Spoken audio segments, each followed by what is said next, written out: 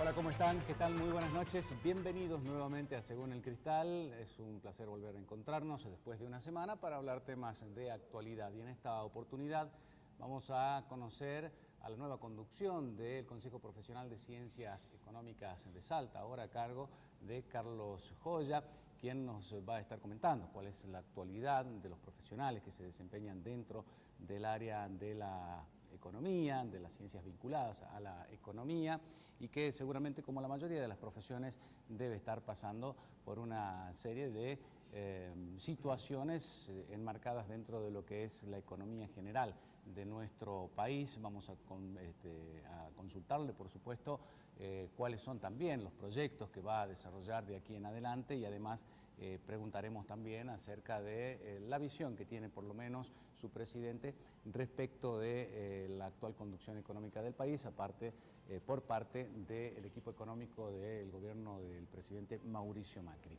Y vamos a ocuparnos también de los temas de salud con el ministro de Salud Pública de la provincia, el doctor Roque Mascarello, a propósito de el comienzo de la etapa invernal, donde se acrecientan la cantidad de consultas y de casos reportados por enfermedades respiratorias que se agudizan por las condiciones climáticas y además también la campaña que todos los años lanza el Ministerio para prevenir, por un lado, las enfermedades respiratorias, tratarlas también, las intoxicaciones por monóxido de carbono, que se han cobrado ya vidas en nuestro país y que son de mucha preocupación, por cierto, y también sobre el aborto, un tema que se ha discutido y se sigue discutiendo todavía en todo el país y en relación a la capacidad de respuesta que tiene la provincia en caso de que este proyecto de ley obtenga media sanción y la reglamentación definitiva, para ver si realmente la provincia está en condiciones de poder enfrentar la demanda que puede haber en los hospitales públicos de Salta. Por eso le damos la bienvenida al doctor Mascarello. Gracias por estar, Roque. Hola, Agustín, un placer, buenas noches, como ¿cómo siempre. estás? Bueno, hoy comienza el invierno, oficialmente, ¿no? Pero ya tuvimos días fríos que han hecho que, bueno, lógicamente las salas, los hospitales públicos, bueno, todos los centros de atención en la provincia comiencen a recibir casos. ¿Cómo prevén este invierno que dicen que va a ser uno de los más fríos de los últimos años? La verdad que tengo información cruzada respecto a cómo va a ser el comportamiento del invierno. Si va a ser muy frío o no lo va a ser tanto. La verdad que el cambio climático termina afectando esta situación. En definitiva, nosotros nos preparamos lo mismo para lo que fuera. Nosotros hemos comenzado con la campaña de vacunación antigripal de manera muy precoz, allá por el mes de marzo, precisamente buscando de que exista un tiempo razonable, prudente, para que las personas vacunadas pudieran generar anticuerpos necesarios para defenderse de esta enfermedad. Lo reitero lo que vengo diciendo, porque me parece que es central que la gente entienda y comprenda sobre la importancia que tiene la vacunación. En el hemisferio norte, que ya han pasado el invierno, ellos están entrando en el verano. Este invierno fue un invierno durísimo, pero más allá de las condiciones climáticas, ellos tuvieron el sistema sanitario, y me refiero a Europa, a Estados Unidos, todo el hemisferio norte ha tenido complicaciones muy serias con el tema de la gripe. Han tenido cientos de miles, en el caso concreto de Estados Unidos, y no estoy exagerando, cientos de miles de personas que han sufrido, han padecido la gripe, y unos cuantos miles han fallecido producto de esta enfermedad.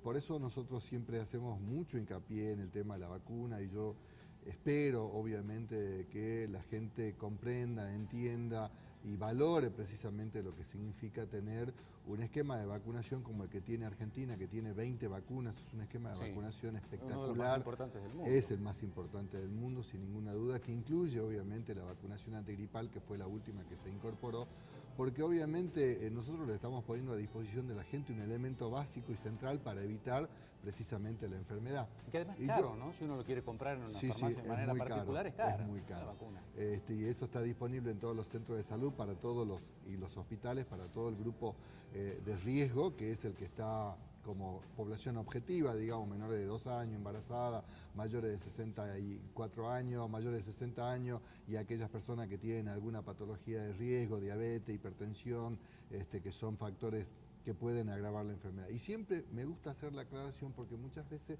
la gente dice, yo me vacuné y lo mismo me resfrié.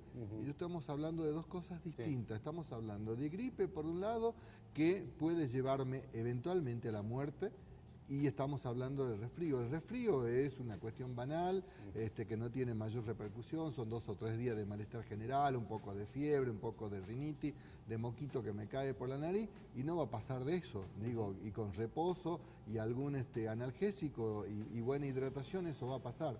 Ahora, estoy hablando de gripe producido por un virus, generalmente el virus de la influenza, que puede llevar a la muerte de las personas. Para eso es la vacuna, precisamente para prevenir esa patología. Entonces, por ahí la gente, por desconocimiento, no por otra cosa, se confunde y entiende de que la vacuna no terminó siendo todo lo positivo que la gente pensaba. Además hay una reacción del cuerpo a la propia vacuna, ¿no? Absolutamente. Que son los síntomas parecidos, pero mucho más atenuados, exactamente. Por eso yo creo, nosotros, insisto, hemos comenzado con tiempo, la campaña de este año, Nación ha provisto todos los elementos en tiempo y en forma. Este año no hubo nada, nosotros otros años estuvimos protestando, por decirlo de alguna manera, por la demora en la provisión. Este año nobleza obliga, la verdad, no tuvimos ningún tipo de problema.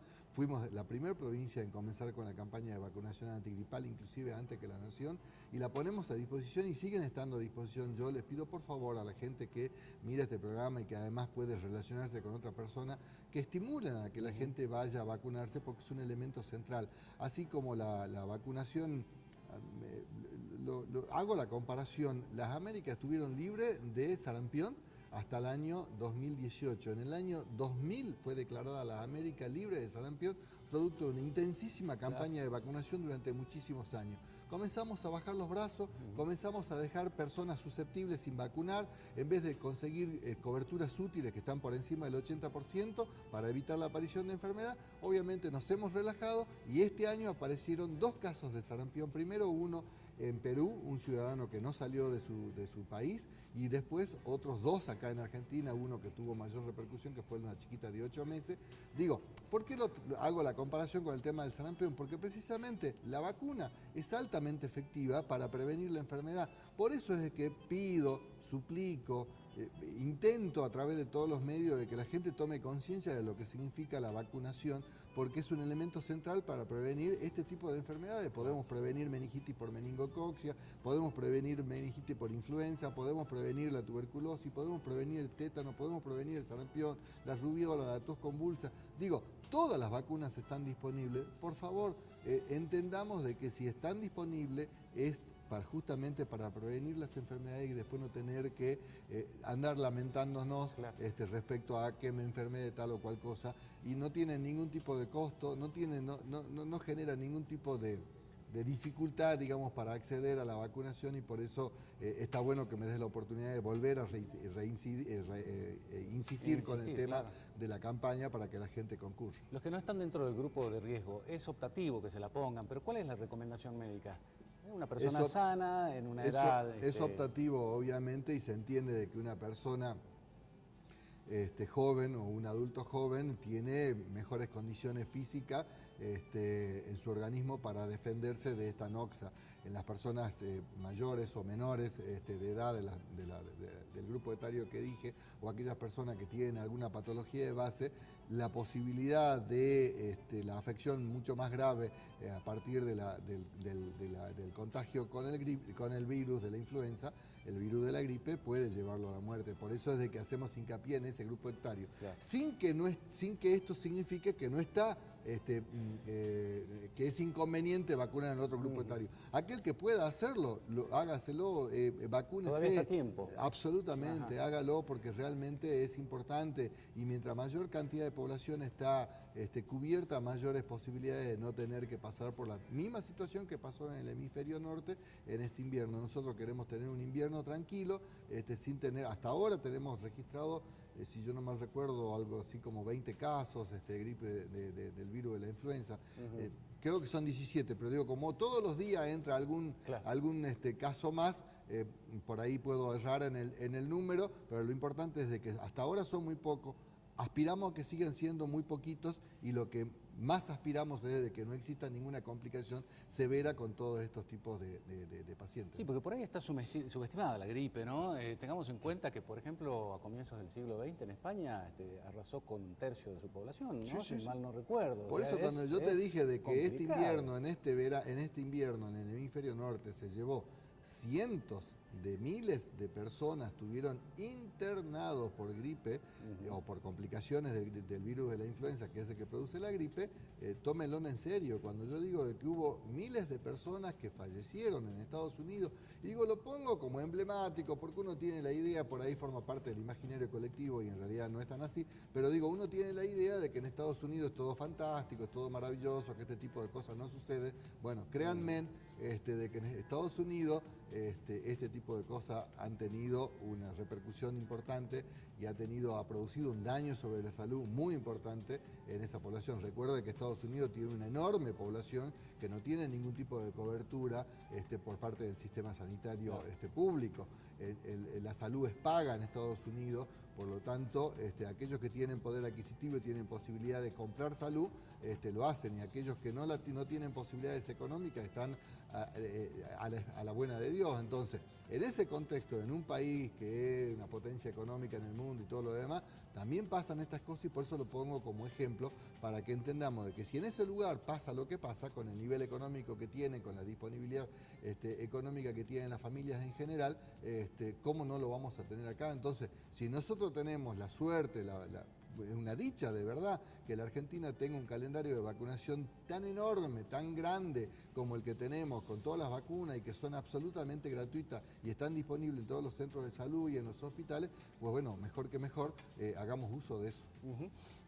Doctor, ¿ha pasado ya la preocupación, no digo la ocupación, sino la preocupación por dengue y cólera? Cólera, por ejemplo, hace mucho que no se escucha hablar, y de dengue no sé si es que nos hemos acostumbrado o realmente se ha podido frenar un poco el contagio. A ver, cólera hace muchos años que fue eliminado, allá por la década del 90, fueron los últimos casos que hubo, y no hubo aparición de nuevos casos. Por lo menos no en Argentina. Sí en algún otro país del continente americano o centroamericano, si no mal recuerdo en Cuba, si no mal recuerdo en alguna de las islas, que no sé si fue Haití, sí, precisamente Haití, asociado obviamente con la pobreza y los desastres naturales, ha habido y sigue habiendo casos de cólera. Bueno, en la India siguen habiendo, es una cosa habitual, por ejemplo. En Argentina no tenemos desde hace más de 20 años que no tenemos, gracias a Dios.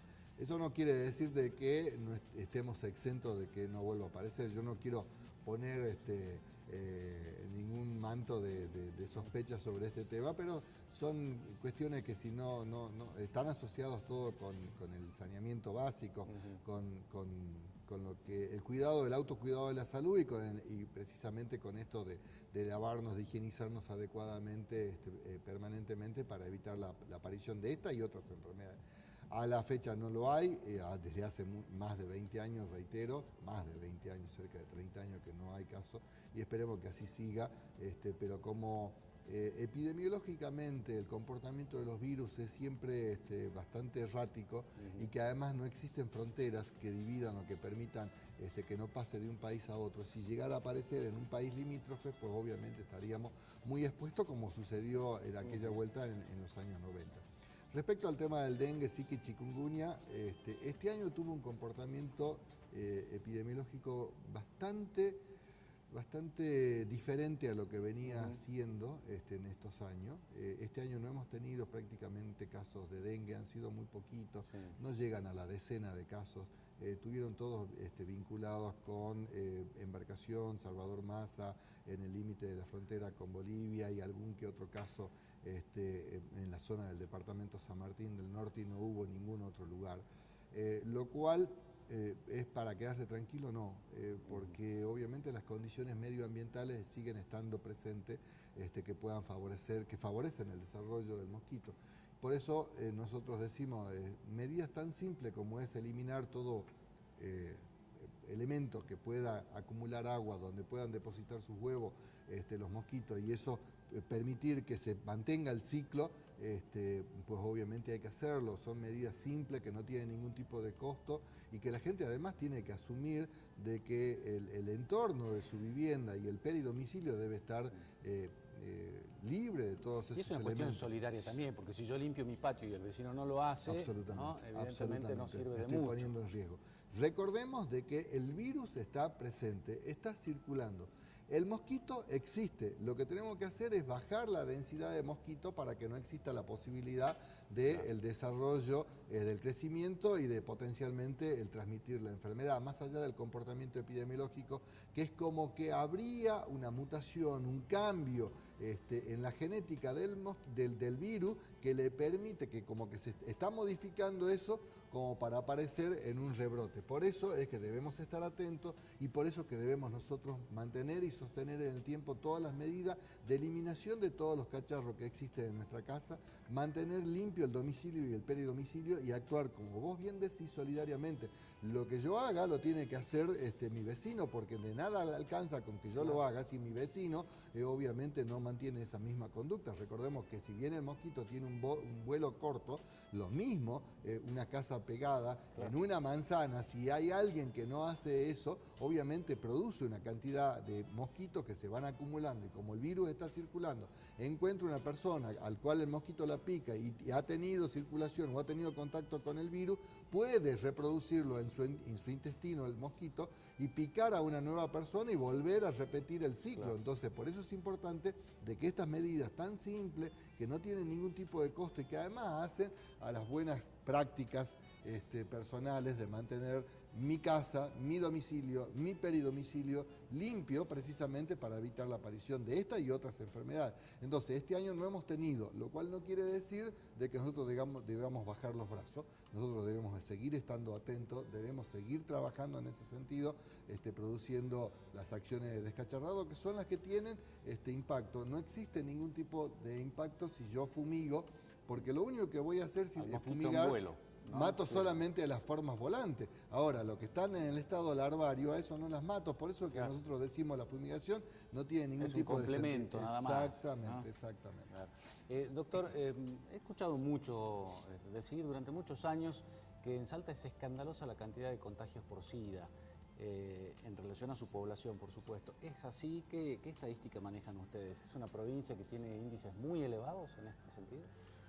Salta tiene, y no es desde ahora, sino desde siempre, tiene el privilegio de tener un sistema informático y de control epidemiológico, de información epidemiológica muy aceitado. Cada caso que aparece y que está definido como de notificación obligatoria, aún so pena de ser penado por la ley, que funcione y funcione acabadamente. Nosotros podemos decir la cantidad de casos que tenemos son lo que existen realmente. Por ahí en otros lugares, en otras provincias, no está tan bien aceitado ese mecanismo de notificación de las enfermedades. Entonces, es difícil comparar a una provincia con otra. De todas maneras, no somos de la peor provincia. Y lo pongo a esta cuestión por encima de lo otro. Esto es decir, nosotros el sistema informático nos permite, la vigilancia epidemiológica nos permite afirmar que son eso y no son más que eso, porque obviamente a la hora de medir con otra provincia puede darse una situación diferente, producto de no manejar correctamente toda la información. Nosotros somos una provincia donde el HIV tiene una presencia importante, donde obviamente requiere básicamente o fundamentalmente del autocuidado, del entendimiento de lo que significa esta enfermedad, de la forma de propagación de la enfermedad, de los mecanismos de contagio que tiene esta enfermedad para evitar que esto se sostenga y se mantenga en el tiempo. Hoy, si bien es cierto que la medicación disponible en el mundo entero te da chances, hace 20 años atrás hablar de SIDA era prácticamente un certificado de defunción. Sí. Hoy no lo es así, hoy con incluso tratamiento me dijeron, oportuno. Corríjame si me equivoco, que un enfermo de SIDA tiene mejor salud que uno que está completamente sano porque está más sometido a los controles, porque está medicado. Entonces, es que de alguna manera... Sí, es una manera muy particular, ¿no?, de ver las cosas. ¿Puede ser o no? Es una manera muy particular de ver las cosas. Obviamente, todos debiéramos hacer eso de controlarnos frecuentemente e ir al médico y realizar todos los controles correspondientes. Obviamente, un paciente que padece esta enfermedad está decididamente obligado a tener esos controles para evitar recaídas y que eventualmente pueda llevarlo a situaciones complejas vinculadas con la salud. Salta tiene una cantidad importante de casos de SIDA. Todos están notificados, todos están bajo tratamiento. No hemos tenido problema, a pesar de que hubo una demora en algún momento por parte de la Nación en la provisión de los medicamentos. Esto lo hemos notificado porque la provisión de medicamentos para el SIDA lo hace Nación, que hace una compra para todas las provincias. Hoy esa situación está regularizada, no tenemos inconveniente, pero sí es importante hablar siempre de las cuestiones preventivas. Digo, ¿tiene impacto o tiene relevancia decir si son 500, 1000 o 2000 o 5000? Digo, tiene importancia para saber de que existe como un problema sanitario, pero para mí tiene mucho más importancia hacer hincapié precisamente sobre los modos y los mecanismos de transmisión para no cometer esos errores que me permitan eventualmente ser factible de ser contagiado de esta enfermedad. Entonces, digo, el contacto sexual, hacerlo con precaución, obviamente, utilizando los métodos para evitar cualquier tipo de contagio.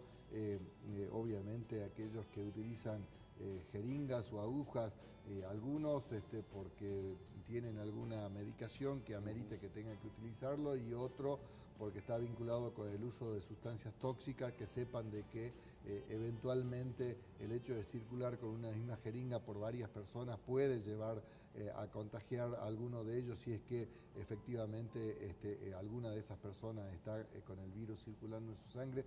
Digo, las medidas de prevención tienen que ser extremadas porque la presencia existe, es importante en la provincia, y en la medida en que todos aportemos esto, lo de ser prudentes y responsables con esta patología, sabiendo de que existe, es lo que nos va a dar chances de mantener y aún disminuir la cantidad de casos. Si algún día podrá eliminarse, y ojalá que la ciencia encuentre el mecanismo para eliminarlo. Por lo pronto, lo que hace 20 años atrás era sinónimo de muerte segura, hoy ya no lo es y tiene una sobrevida, una muy buena sobrevida, sin mayor tipo de complicaciones, que más allá de los controles periódicos. Lo llevo a un último tema, doctor, es el aborto, por supuesto. Ayer los profesionales de la salud que se niegan a llevar adelante esta práctica se han manifestado en las puertas del Hospital Público Materno Infantil. Lo he escuchado a usted hacer declaraciones acerca de que si esto se convierte en ley, la provincia está en condiciones de dar respuesta. Pero bueno, lo queremos escuchar ampliando un poco más este concepto, porque sabemos que tenemos una geografía difícil, una población dispersa, en algunos casos mal informada o con poco acceso o difícil acceso a la salud, justamente por estas cuestiones de distancia, de geografía, ¿no? Lo primero que quiero decirte, ¿lo han evaluado ya? Sí. Ajá. Lo primero que quiero decirte es de que mientras sigamos sosteniendo la discusión a partir de la teoría del absurdo, obviamente estamos complicados. ¿Por qué digo teoría del absurdo? Porque esto parece ser más una cuestión de un partido de fútbol. Donde los argentinos somos así, ¿no? Bueno, pero es que eso es un elemento negativo. Sí, claro. Digo, no se pueden manejar las cosas de acuerdo a lo que yo quiero, a lo que yo pretendo. Digo, tiene que haber un diálogo basado en conocimiento técnico, científico y en información fehaciente y verdadera.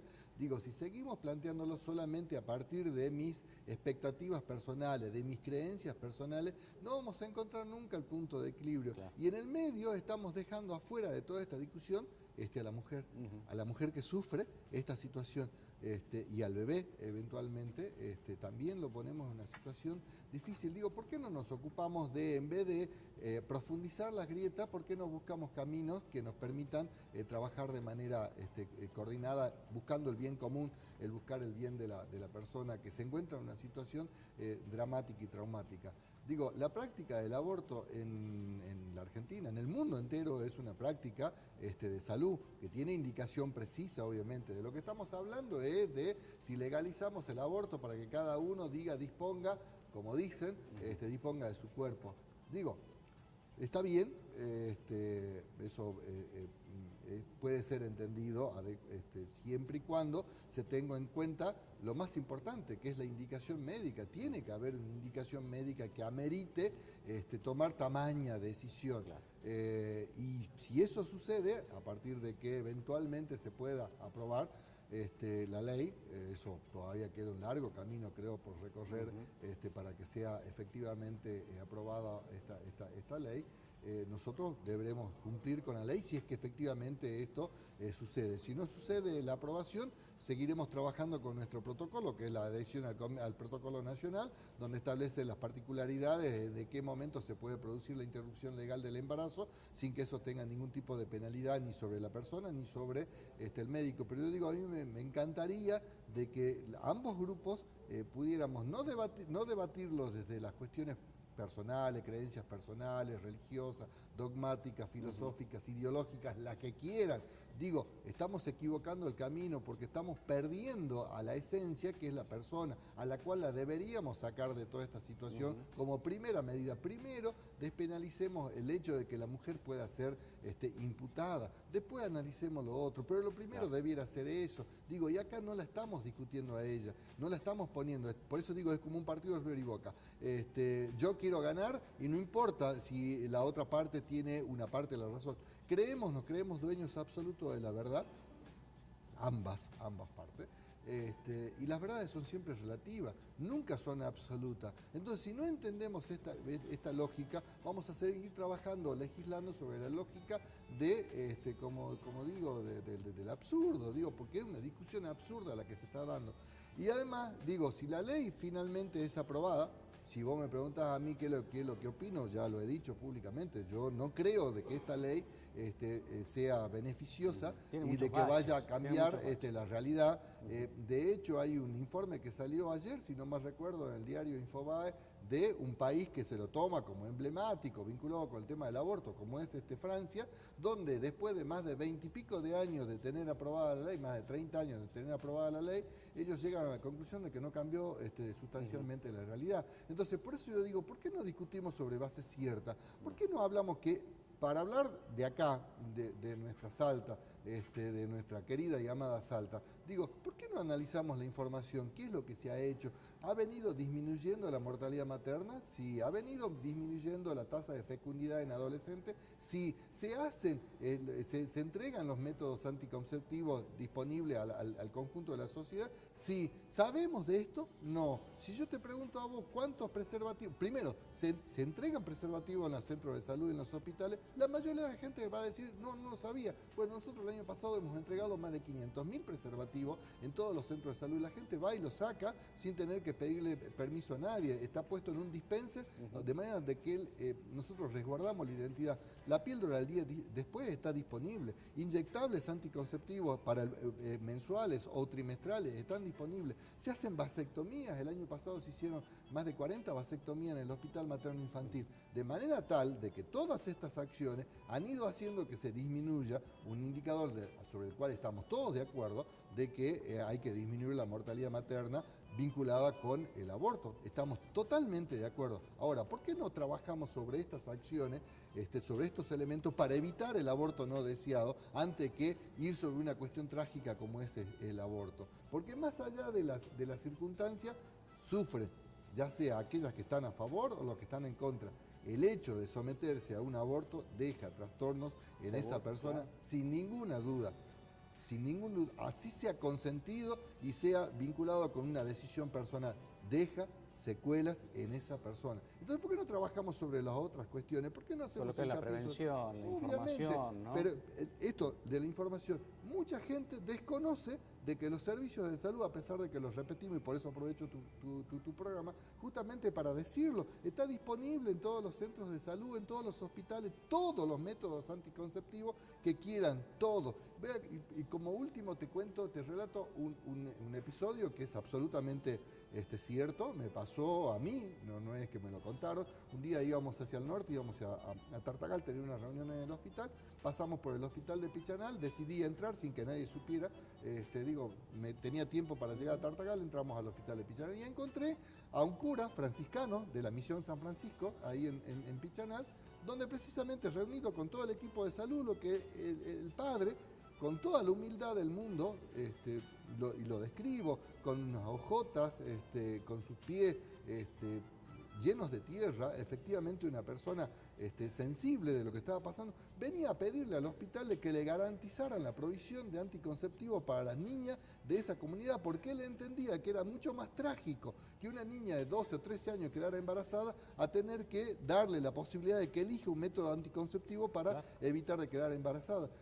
Entonces, quiero que nos saquemos todos estos conceptos erróneos que tenemos respecto a prejuicios que puedan haber en los distintos sectores, aún inclusive con la misma iglesia.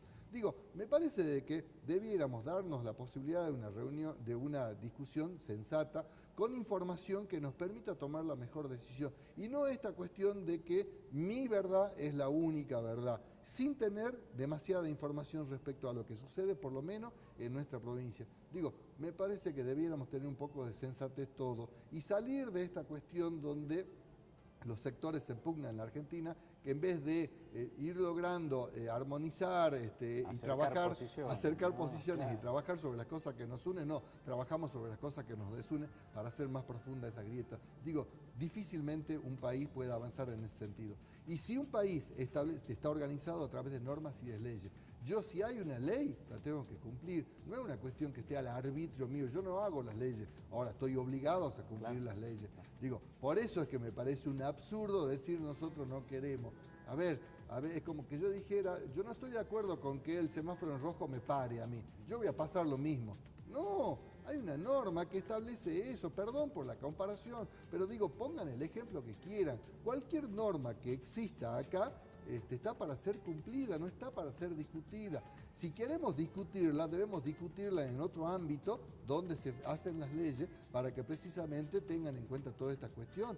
Ahora, no es una cuestión que depende de mi voluntad de cumplir o no cumplir las leyes. Cualquier país organizado está obligado, cualquier ciudadano de cualquier país está obligado a cumplir la ley. Si no, esto terminaría siendo un caos. Y la verdad que yo pretendo vivir en un país ordenado, civilizado, ordenado, donde encontremos puntos de encuentro y no de desunión, porque obviamente eso como país nos lleva por mal camino. Gracias por el tiempo. Gracias a vos, Agustín, por favor. Hasta una nueva oportunidad. Nos vamos a compartir la pausa, la primera, ya volvemos enseguida.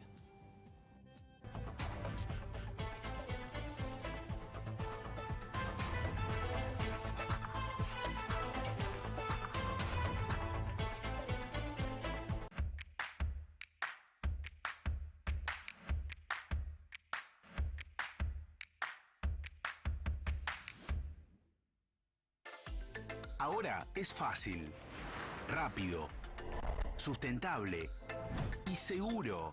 Decile chau al papel y recibí todos los meses tu factura en tu mail. Adherite desde tu oficina virtual en express.com.ar. Express, parte de tu vida. 0810-555-3977.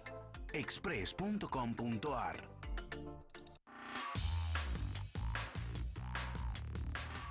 Para estar al día con las noticias, el primer informativo de la mañana. Al día, con la conducción de Valeria Jury y Pablo Rivadavia. Al día, de lunes a viernes a las 7 por Canal 4.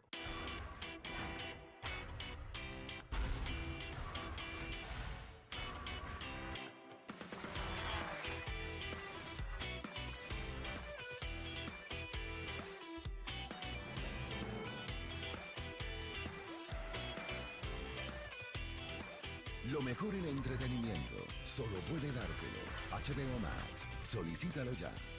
Express, parte de tu vida.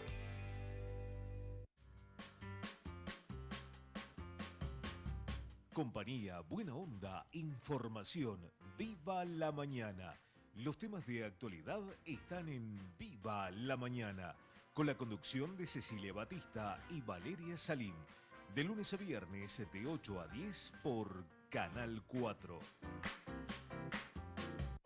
Cada 4 años, los argentinos expresamos nuestra amistad, expresamos nuestro orgullo, expresamos nuestra historia, expresamos nuestros sacrificios, expresamos nuestras creencias, expresamos nuestra pasión, expresamos nuestro amor.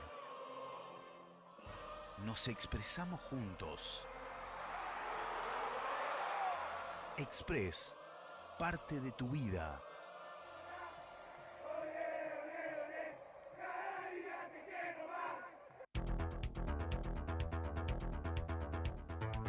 El análisis informativo de lo que pasa en Salta y el país está en Feedback. Política, economía, deportes, con la palabra de los protagonistas, la opinión de los oyentes y el análisis de un equipo periodístico independiente. Feedback, con la conducción de Martín Sánchez y Guillermo Ramos, de lunes a viernes de 10 a 13 por Canal 4.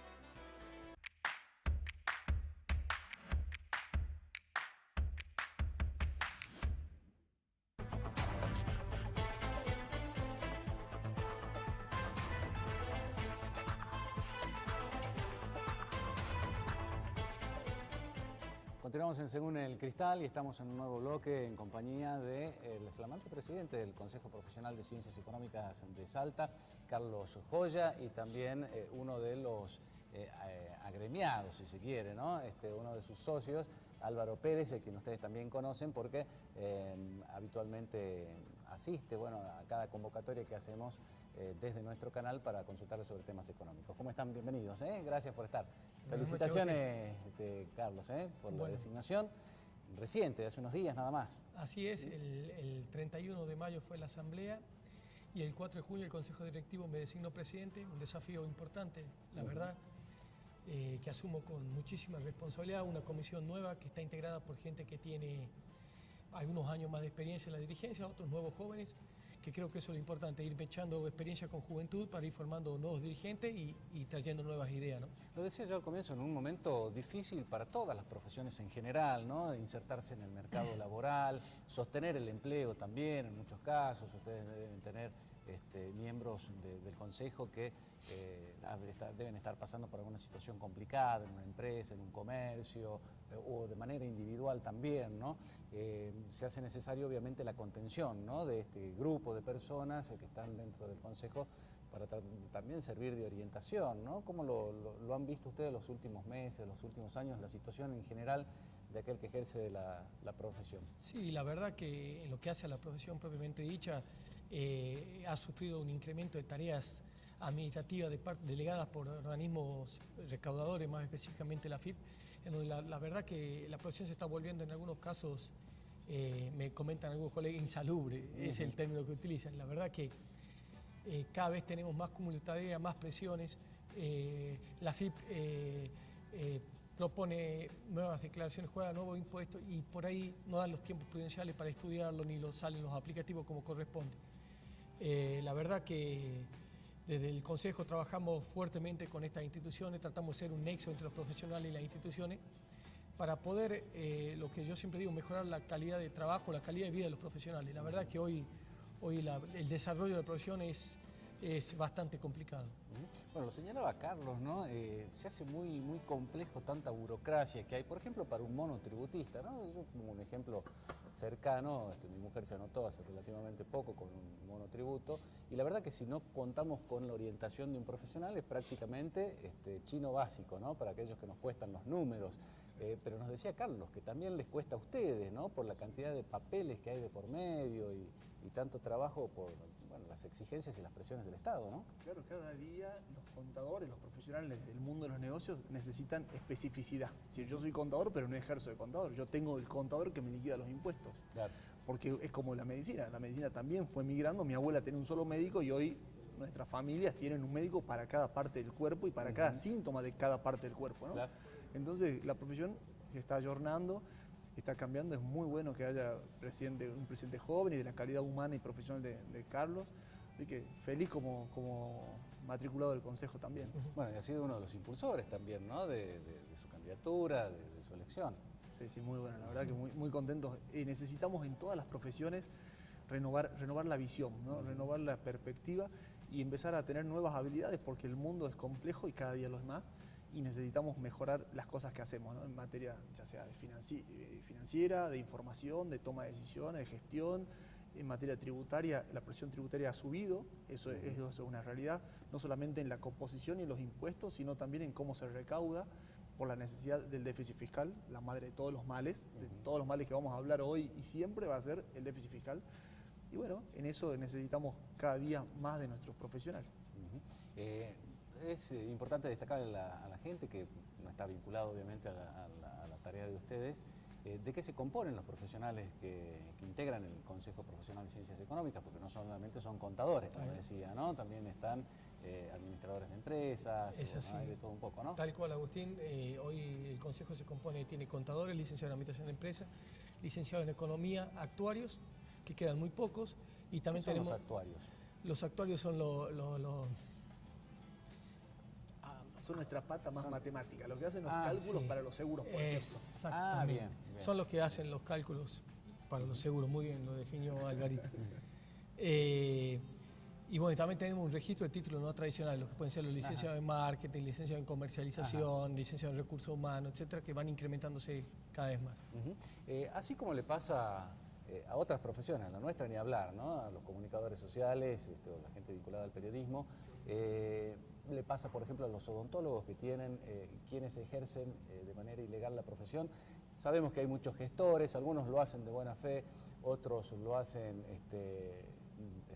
buscando lucrar solamente. ¿Se han encontrado también mucho en la profesión de ustedes con personas que invaden el campo profesional y que les traen algún tipo de inconvenientes? Sí, nosotros tenemos denuncias de colegas que justamente nos dicen que hay ejercicio ilegal de la profesión. Estamos trabajando fuertemente en eso. Le pedimos a los colegas que nos hagan acercar cuando se presenten estos casos. Y bueno, como todo, siempre trato de remarcar que cuando consulten a algún profesional de ciencia económica siempre sean matriculados, porque la verdad que de esa manera se garantiza un trabajo acorde en calidad y servicio, ¿no? ¿Lo notás también que esto ha ido en incremento últimamente? Las instituciones que regulan las profesiones, por ejemplo, para vos asesorar en materia de mercado de capitales tenés que rendir una idoneidad dentro de CNV, de la Comisión Nacional de Valores. Eso de alguna forma es un sello de calidad. Te garantiza que la persona que está hablando con vos sabe de lo que está hablando, porque vos estás poniendo en sus manos algo muy importante, que es tu vida o tu negocio. Claro. Entonces, por eso buscas un médico que tenga registro de médico y que pueda ejercer la profesión. ¿Por qué no buscarías a alguien que tenga el registro habilitante para que maneje tu negocio, que probablemente impacte hasta en tu salud? ¿No? A veces hay cosas que se perciben como más baratas, pero terminan siendo mucho más caras.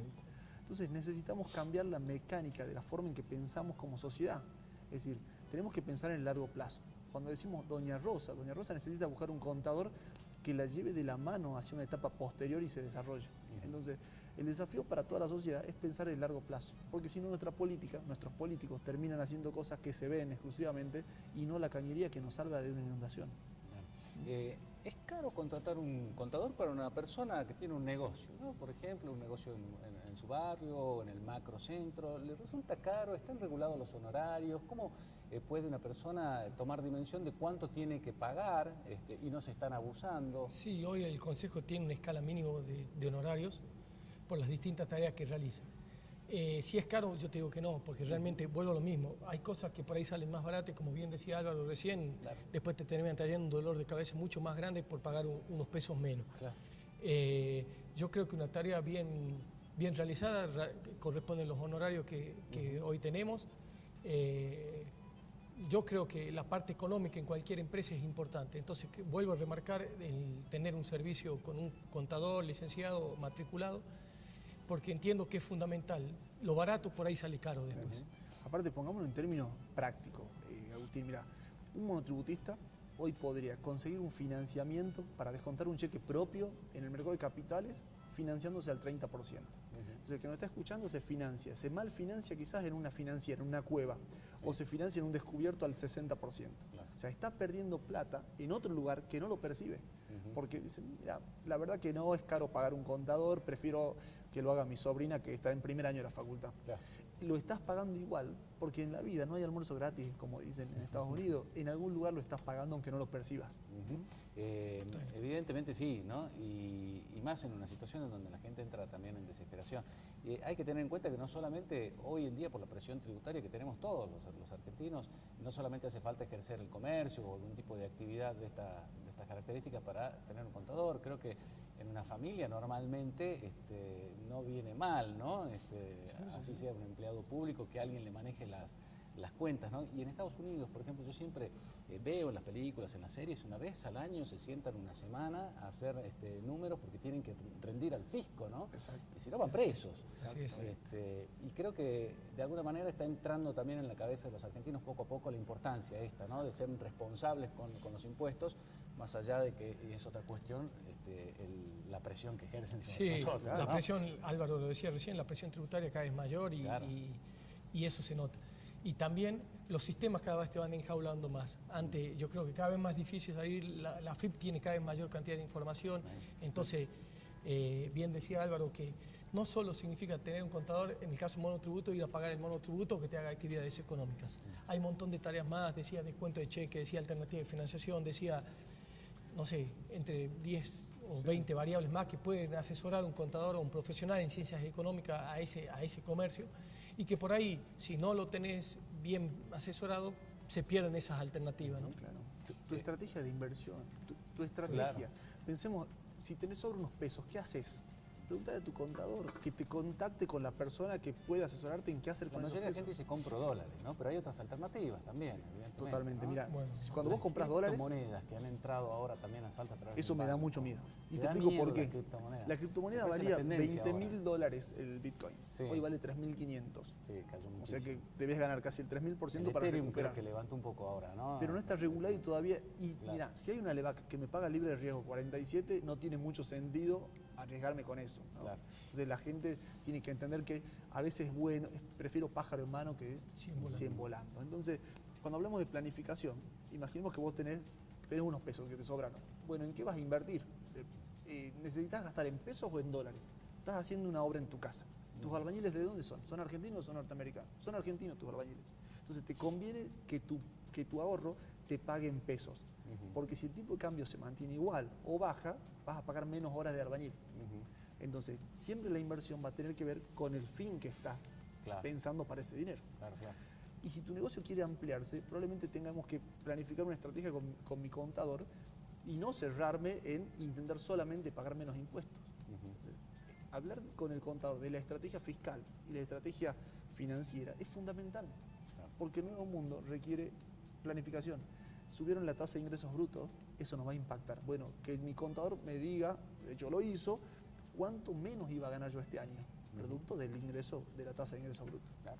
Hay una posición tomada por parte del colegio. Yo sé que no se puede hablar por la pluralidad de voces que debe haber, ¿no?, entre los distintos profesionales, pero en relación a la situación económica del país, hay preocupación en el colegio, es parte de un ciclo que se entiende que se tienen que dar y que las cosas tienden a acomodarse. ¿Cómo lo ven como institución, ¿no?, Bueno, la como situación? Como bien decís, Agustín, en el Consejo hay distintas posiciones políticas. Cada uno tiene su visión, se discute, lo charlamos, lo conversamos, cada uno da su visión. Yo te voy a dar mi opinión personal. Yo veo que es una situación complicada. Creo que el gobierno ha perdido la confianza de la gente, que es un tema que tiene que recuperar. Bueno, recién hablaba con Alvarito fuera de cámara, el tema de esto de volver a ser emergente es una buena noticia que el gobierno tendría que aprovechar para volver a recuperar la confianza de la gente. Tiene que trabajar en controlar el valor del dólar, el tipo de cambio que creo que se le ha salido de las manos. Sí, la verdad que nos preocupa. A nosotros nos preocupa el lado de las empresas, de las pymes, que por ahí veo que hay pymes que cierran, los asalariados que no llegan a fin de mes, que te comenta la gente que no llega a fin de mes. Pero bueno, hay muchas variables para ver, para discutir, que vuelvo a insistir, el gobierno lo que tiene que hacer, me parece recuperar la confianza de gente y volver a recuperar la actividad económica, que creo que es importante. Esta mañana yo lo escuchaba al ministro Duhovne en unas declaraciones por una radio de Buenos Aires, comentar acerca de la buena noticia que es convertirse en un país nuevamente emergente. Y esto abre posibilidades, obviamente, a que las empresas, los inversores, comiencen a fijarse un poco más en el país, y que en la macroeconomía también empiezan a notarse algunos mejoramientos, que la gente no lo hace, obviamente, que se vienen todavía 2 o 3 meses muy difíciles, pero que es un camino en el cual se lo está haciendo a paso firme. Y que va a tener sus frutos más adelante, que es lo que hay que hacer, ¿no? Pero la gente, bueno, obviamente está ya en una situación límite con las tarifas, con los sueldos, ¿no? La falta de actualización de sueldos y la inflación. Coincidís, Álvaro, que se va por un camino con muchas espinas, pero que hay que rasparse para llegar al final. Con muchísimas espinas. Pero pasa que nosotros, de vuelta, la diferencia entre corto plazo y largo plazo, ¿no? En el corto plazo tenemos una crisis cambiaria, eso es evidente, desde el último día de abril hasta hoy hemos tenido un problema muy grave con relación a la volatilidad del tipo de cambio. Sí. Y eso ha habido ganadores y perdedores. Con relación al déficit fiscal, Argentina ha presentado el lunes un informe de cómo han crecido los gastos públicos por debajo de lo que crecieron los ingresos públicos, con lo cual nuestro déficit se ha reducido y en ese sentido podríamos decir que vamos cumpliendo con las metas que debiéramos tener todos los argentinos, no solamente el gobierno. Tercera cuestión, el espaldarazo internacional que nos dieron. 2 espaldarazos. Primero el Fondo Monetario con 50.000 millones de dólares. El más grande de su historia, El ¿no? más grande de su historia. Y con un sesgo, cuando vos ves el acuerdo, un sesgo importante en lo social, diciendo que se permitiría el incremento en asignaciones y que van a monitorear variables sociales. Eso ¿Es un fondo más benévolo entonces? Y aparte, Agustín, la tasa de interés es la mitad de la tasa a la que vos te financiás. Es Claro. como que vos te estás financiando al 10%. Hoy la tasa es 10% para Argentina. Y yo te ofrezco un crédito al 4%. Vos me dirías que sí o que no. Claro. Me tendrías que decir que sí, pero quedarías mal con tu mujer. Tienes riesgo político. Entonces, ¿verdaderamente nos conviene? Sí, por supuesto. ¿Y tiene requisitos para cumplir? Sí, pero están en la línea de lo que debía ser. Digamos. Vos vas al médico, te dice que tenés colesterol, no le discutís el colesterol al médico. Le discutiremos la velocidad de la baja del colesterol. Y tercera cuestión, que Argentina ha sido calificado como mercado emergente. O sea, el mercado de capitales argentino ha tenido el upgrade, la mejora de la calificación. Eso va a permitir a nuestras empresas que puedan financiarse más barato en el exterior, que el volumen del mercado crezca. De hecho, ya el martes se han anticipado y las acciones subieron muy fuerte. ¿Cómo impacta en el bolsillo de las personas? Imaginemos una empresa que tiene tomado un crédito con un banco local. Esa empresa hoy puede buscar plata afuera, más barata o a costo cero, como es una acción, que es plata a riesgo, y desconcentrar el banco, ahora fondos de esa empresa, y ofrecérselo a las pymes a un costo menor. Entonces, por eso es una buena noticia de forma indirecta. Claro. ¿No? Después, en materia de confianza, se construye con lo del Fondo Monetario. Se acaba de informar la forma en que el Banco Central va a subastar 100 millones de dólares diarios, y esto debería en principio eliminar esa volatilidad del tipo de cambio que nos puso tan nerviosos a todos. Por otro lado, el déficit fiscal, por otro lado, la conducción del Banco Central, modificando los temas regulatorios para los bancos, también vino a colaborar, y de hecho el tipo de cambio el lunes y martes estuvo más o menos calmo. Sí.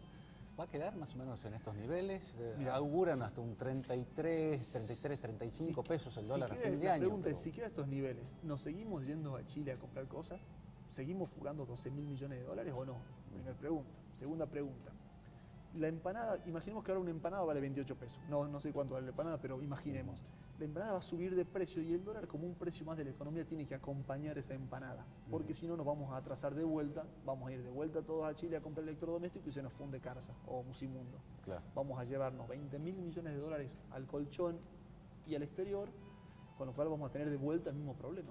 Necesitamos reconfigurar la forma en que pensamos nosotros, nuestros bolsillos, para no fugarnos los 12.000 millones. Necesitamos que nuestras empresas quieran invertir, y para eso la única forma es bajarle la presión tributaria. Porque si de cada producto que vos vendés la mitad es del Estado, la mitad de lo que vos cobrás le pertenece al Estado, naturalmente que nadie va a querer invertir. Claro. Cuando vos pensás en tomar a alguien, lo primero que decís es, no, me va a hacer un juicio laboral, no me conviene. Porque si no, todos los que nos ven o nos escuchan tendrían que pensar, ¿por qué no contrato gente, no? Si al final del día la gente es la que hace que mi negocio sea próspero. Claro. Y no lo hace porque tenés riesgo, y todos lo sabemos. Pero es mucho mejor decir que vamos a pensar a hablar de una Argentina que crece y que con eso soluciona los problemas. El crecimiento es exógeno, o sea, no lo definís vos. En tu negocio, vos no definís cuántas personas ¿Cuántos entran. clientes entran? Vos definís Claro. tu costo. Claro. Después las cuestiones de mercado definen cuánto vendes. Entonces cuando un político te dice, Agustín, necesitamos un modelo de crecimiento, sí, bueno, si fuera tan fácil lo hubiéramos hecho hace 70 años y no perder la cuarta posición en el mundo que teníamos, ¿no? Claro. Y tampoco pasa con una ley. Lo que sí hay que ser sensato es que no podemos con este nivel de presión tributaria, que todos los días inventan nuevos impuestos o nuevas formas de recaudar, exclusivamente para darle tarea a los muchachos. Claro. ¿No? Entonces tenemos un problema que se está solucionando, con eso vamos a ser positivos, pero tenemos años en este sendero, ¿no? Yo escuché una teoría que es la del overshooting, que el gobierno está dejando que el dólar cotice lo más alto posible, que se vaya de su valor real para que termine cayendo, porque va a ser incomprable. Obviamente nadie va a querer comprar un dólar que esté a 50 o 60 pesos, supongamos, Exacto. y que se va a terminar acomodando solo. Es decir, esto de la libre flotación hace que finalmente el dólar se acomode en los valores que tiene que tener y no los que fija el central. Pero tiene que ser natural. Tiene que darse natural. Cuando a vos te doy un precio de algo, no sé, un litro de nafta, de 60 pesos, si no, es caro, prefiero caminar, Claro. eso fue el overshooting de la nafta, ¿no? Hay un precio donde el consumidor no lo convalida. Claro. Hoy, 28.50, podremos pensar todo que es un precio que está al límite superior y que no nos dan ganas de comprar este valor. Si baja, compramos, si no baja, no compramos. Eso es lo que ha pasado sobre las dos últimas ruedas de la semana pasada, en realidad sobre toda la semana pasada, el central no intervino. Y con muy pocos dólares, el tipo de cambio llegó a un límite máximo. Eso nos daría a todos los que estamos acá tranquilidad. Bueno, la devaluación fue del 50%. Ahora, la inflación va a ser mucho menor. Este mes, imaginemos una inflación del 3,5%. 3.1. Se va a decir, che, pero pará, si no es que se devaluó 50, ¿por qué no aumentan los precios un 50%? No. Entonces, si yo pienso en mi inversión, el mes pasado la inflación fue de 2,1. Una inversión me rindió 3,3. Quiere decir que le gané en un 50% casi a la inflación. ¿No? Entonces, esas son noticias que tienen que ver con la tasa de interés positiva, es decir, por encima de la inflación, que hoy está pagando el Banco Central y que algunos inversores están pudiendo capturar. Entonces, cuando pensamos en el dólar, debemos decir, bueno, el dólar sirve para aquel que está en Rusia, que tiene que volver y pagar la tarjeta, y para aquel que está comprando una propiedad. Esperemos que vuelvan dentro de un mes. Porque el peor escenario para el que está en Rusia es volver mañana. Claro. Porque ese tipo tiene Tiene el costo. Si viene dentro de un mes, quizás el tipo de cambio ha estado estable, Claro. este mes colocó en pesos y ganó el 4% en un mes y de alguna forma licuó ese perjuicio, ¿no? Así es, tal cual. Bueno, les queremos agradecer que hayan venido, la visita, desearte éxito, Carlos, en tu gestión. Estamos a disposición de lo que necesiten, dar a conocer convocatorias, seminarios, charlas que den a los profesionales y también a aquellos que ustedes interactúan mucho también con la sociedad. Es un consejo que, por lo menos con el periodismo, siempre ha tenido una muy buena y muy fluida relación. Así que estamos a disposición de lo que necesiten. Bueno, muchísimas gracias, Agustín. Y Álvaro, te seguiremos consultando, porque la economía argentina nos da para hablar todos los días. Sí, así es. Y todos los días cambia. Todos los días cambia, así que los periodistas tenemos material de sobra para hablar. Gracias a ustedes. Gracias por haber venido. Gracias. Bueno, muchas gracias también a ustedes por habernos acompañado. Los esperamos nuevamente el próximo jueves, como siempre, desde las 22 horas.